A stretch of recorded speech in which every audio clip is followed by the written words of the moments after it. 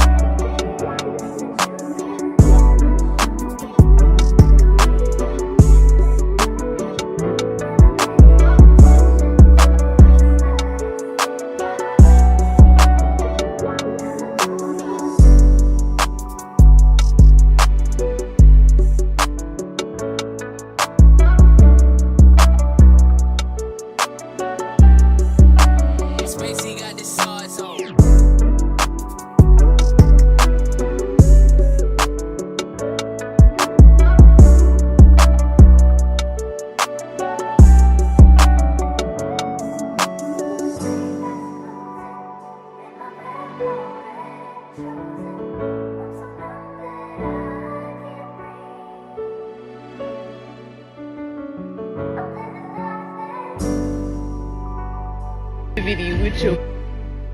Hey, bruh, I appreciate you, man. Listen, man, go sub to my boy, man. Listen, man, go sub to my boy, No Cap-tivity, man. He's a good dude, man.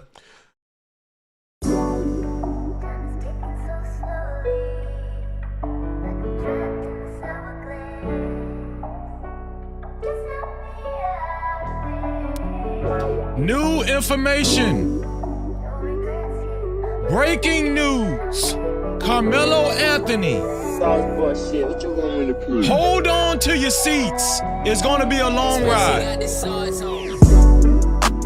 Shout out to everybody that hit the like button. I appreciate you. Shout out to the No Cap crew in the building. How are you this evening? I appreciate everybody that willing to share the live stream. Shout out to everybody that shared the live stream. The share button is right below the video, right next to the like and the dislike button. How are you this evening? Thank you.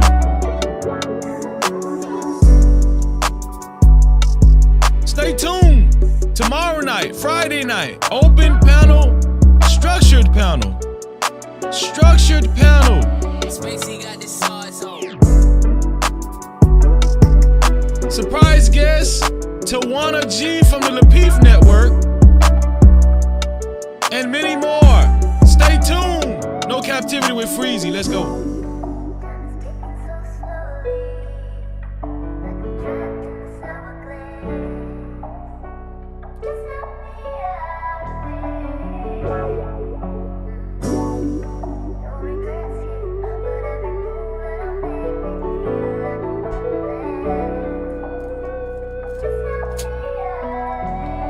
Spacey got the sauce on.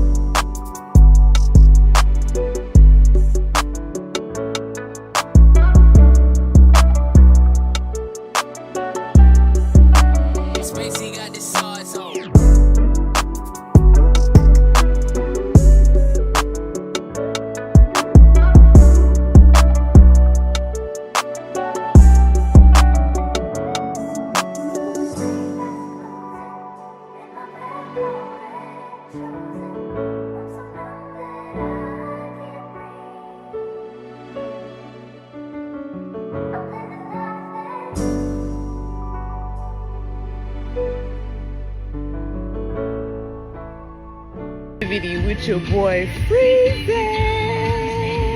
Join in tonight. No Cap-tivity. Only the boss motherfucking bitches fuck with motherfucking Freezy. No Cap-tivity. Get into it.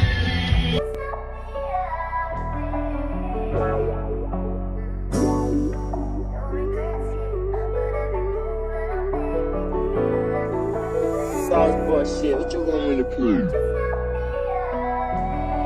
Spacey got the sauce on.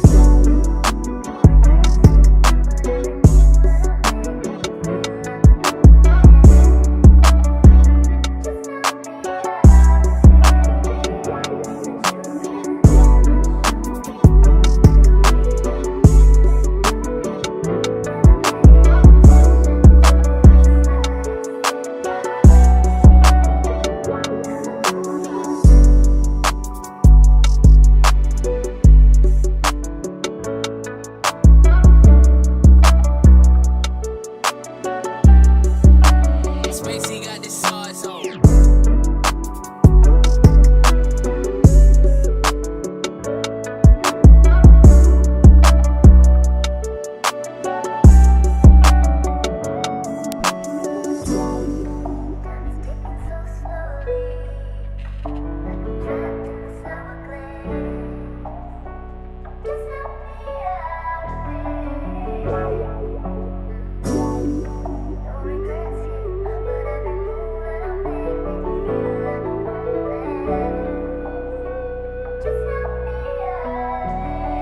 Spacey got the sauce on.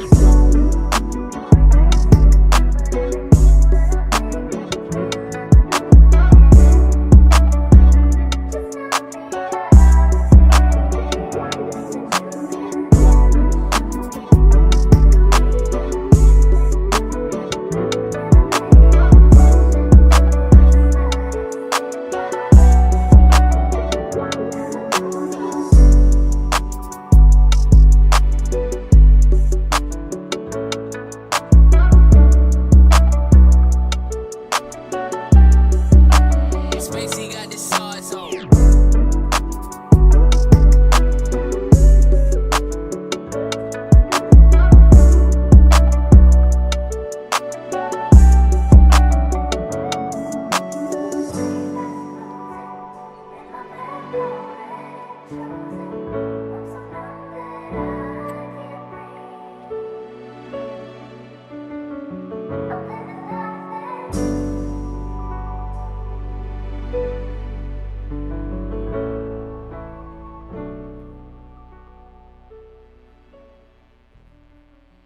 Hey, bro, I appreciate you, man. Listen, man, go sub to my boy, man. Listen, man, go sub to my boy, No Cap-tivity, man. He's a good dude, man.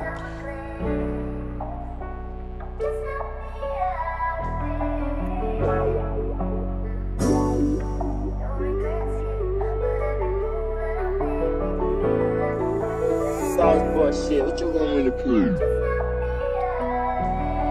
Spacey got the sauce on.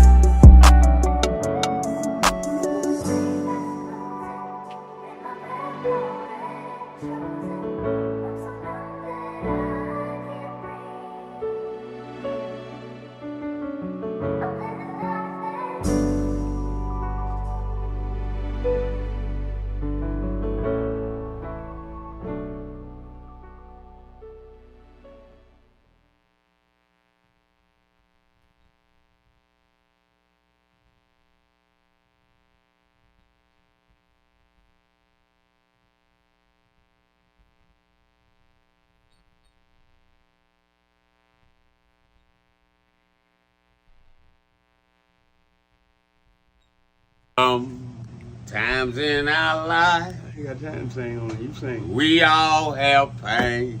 So man, you gonna sing it. We all have sorrow. Then I look at Wayne and I know that he will be ugly tomorrow. Lean on me when you're my cousin and I'll be your friend. I help you carry on, for it won't be long till I'm gonna need my cousin to care.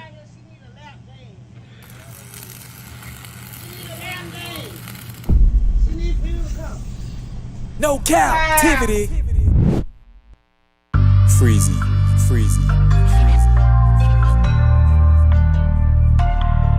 What up? You are officially locked in to No Captivity with Freezy, where we tackle issues that sometimes have us trapped in this thing that we call life. But if you know me, you know my motto. To free yourself, you must heal yourself. And if you rock with your dog, please hit that like and subscribe button hard right now. And also comment and share this video. That is if you rock with your boy Freezy. No Cap-tivity. Listen, it's gonna be a great weekend. Today is gonna be a great show. Y'all know we keeping our foot on their necks. It's a great time to be alive. Shout out to the early No Cap crew. As always, thank you. Nobody can stop us. Nobody can prevent us from doing anything. Shout out to everybody that hung out with us in the Discord last night. Shout out to everybody that watched the VIP Wednesday night show. Everybody with a VIP pass. Shout out to you, Big Bomb. No Cap-tivity. Big bomb to you. We're gonna have a great time tonight. I have an exclusive. Let me see.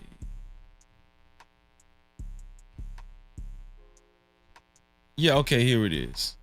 I got an exclusive from, okay, here we go. Boom.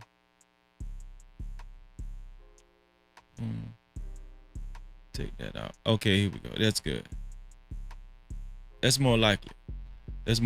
I got an exclusive. Now, you know we're going to continue to cover this Carmelo Anthony case.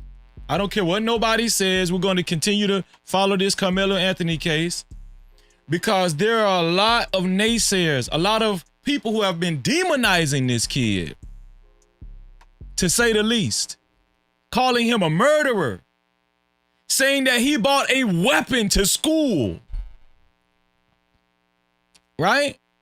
A lot of things have been said about this young lad, Carmelo Anthony, and his family, Andrew Anthony, and his mother, Kayla K. Right? New information has just dropped. No Cap-tivity. Now, I'm gonna be honest with y'all. I was skeptical about this interview. It was, I don't know, it just was too close for comfort. But I watched the majority of the interview myself already.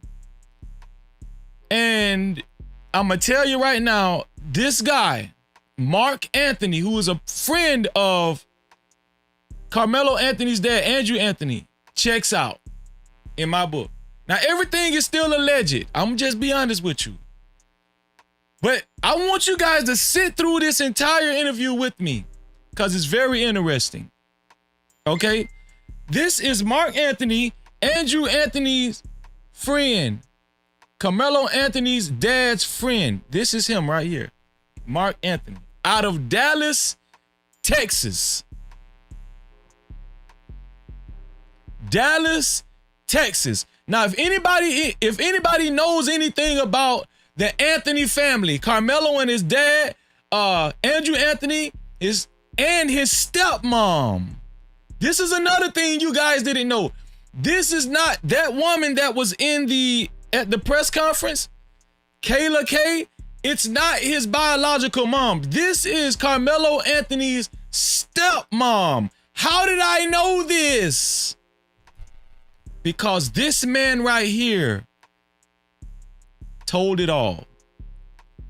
And he's privy to information that we have not heard yet. You don't want to turn the channel. As a matter of fact, you might want to share this live stream. And the best thing about this interview, it's not coming from a black man. These are the words of another persuasion known as Caucasian. Now, shout out to everybody. Shout out to the whole No Cap crew. Shout out to the black No Cap crew. Shout out to the white No Cap crew. Shout out to the Latino No Cap crew. Shout out to the Asian No Cap crew. Shout out to the Arab No Cap crew. We love everybody. But one thing we love more than everybody is the truth. No captivity. And we aim to get to the bottom of it. Before we go any further, how about we do a roll call tonight? And I appreciate everybody who's here in attendance. Let's get it. Shout out to Lawan Shaheed in the building. What's going on, Heed? He said, peace and blessings. Thank you, bro. Appreciate you being here. Let's get No it. captivity. Also, shout out to Terlonius. Thank you, Terlonius. He said, what's good, Freezy and all? Thank you, Terlonius. No captivity. I appreciate you. Shout out to our brother, Emperor Kojak 313 the Great. He said, what up, though, Freezy? And chat, smash that like button hard. Great to see you, bro. No captivity. Great to see you.